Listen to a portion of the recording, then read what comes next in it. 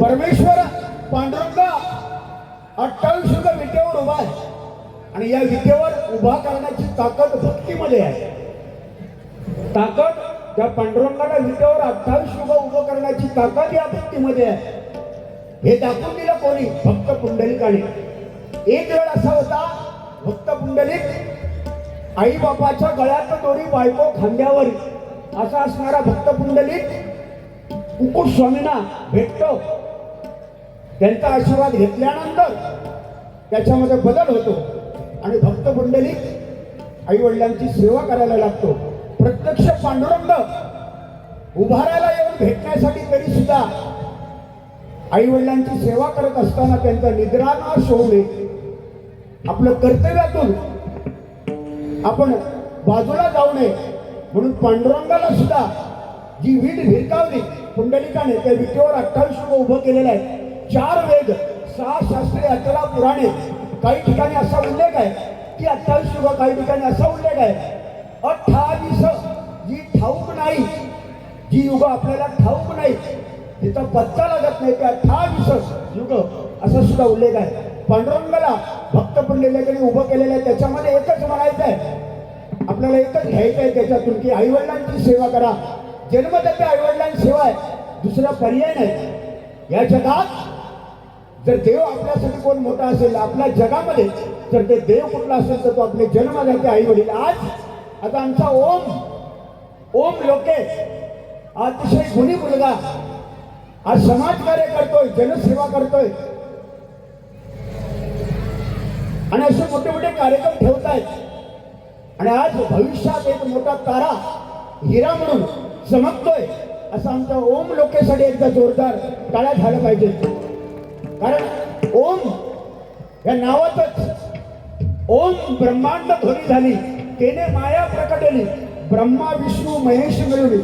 हे ओम तिथूनच निर्मिती जगात नव्हतं तेव्हा ओम होता आणि आज ज्यांच्या पोटी ओम जन्माला त्या आमच्या सौभाग्यवती शीतलताईसाठी एकदा जोरदार टाळ्या वाजवा.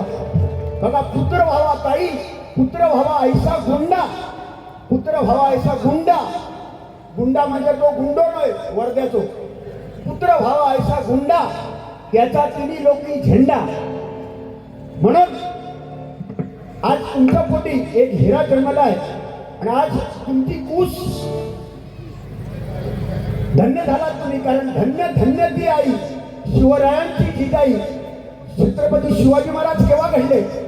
जर जिजाऊ माता नसत्याना तर छत्रपती शिवाजी महाराज घडले नसते. म्हणून आज शीतलताई तुम्ही भाग्यवान आहात की तुमच्या पोटी आज ओम नावाचा मुलगा सुंदरपैकी त्यांनी जन्म घेतलाय आणि समाज कार्य करतोय, त्याला उदंड आयुष्य मिळेल. आज भजन पूजन कोणामुळे चालू आहे? हे भजन पूजन कीर्तन प्रवचन डबलवारी मंदिराचे कळस अंगणामध्ये तुळस आज आपल्याला दिसत आहे. याचं श्रेय कोणाला जातं तर ते छत्रपती शिवाजी महाराज यांना जातं. एकदा जोरदार टाळ्या झाला पाहिजे. आज छत्रपती शिवाजी महाराज आजही जन्माला येतील, पण आता या सगळ्या महिला भगिनी आलेल्या आहेत, लाडक्या बहिणी, यांच्यासाठी सांगतो आज तुमचे दिवस चांगले आलेले आहेत. महिलांची ऍड सुद्धा टीव्हीवर, जाहिरात सुद्धा महिलांना भरपूर जाहिराती आहेत. लक्ष लगाव, खूबसूरती पाव, फेअर अँड लवली लगाव, चेहरा चमकाव, बऱ्याच जाहिराती तुमच्यासाठी आहेत. तुमचे दिवस चांगले आहेत. भारताचे राष्ट्रपती महिला आहेत, पंतप्रधान होऊन गेल्या इंदिरा गांधी महिला, आणि मंदिरामध्ये सुद्धा तुम्हाला स्थान आहे. मंदिरामध्ये गेलात, अर्चना, ज्योती, पूजा या सगळ्या मंदिरात महिलाच.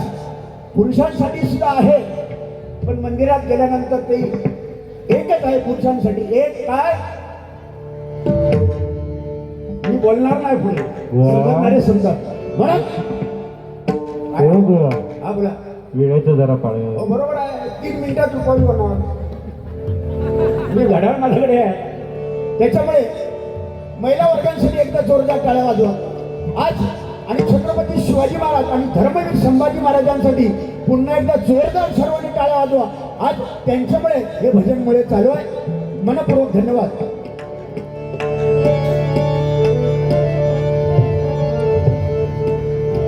सुंदराचे ध्यान, सुंदराचे ध्यान उभे विठेवर, सुंदराचे ध्यान उभे विठेवर, सुंदराचे ध्यान उभे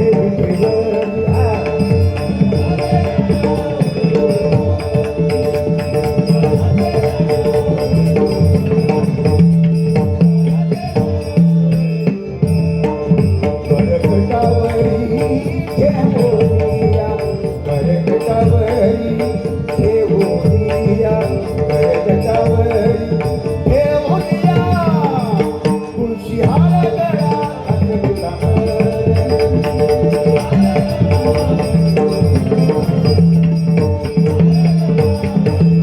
आवडे निरंतर हे की ध्यान आवडे निरंतर हे की ध्यान आवडे निरंतर हे की ध्यान तुळशी हार गळा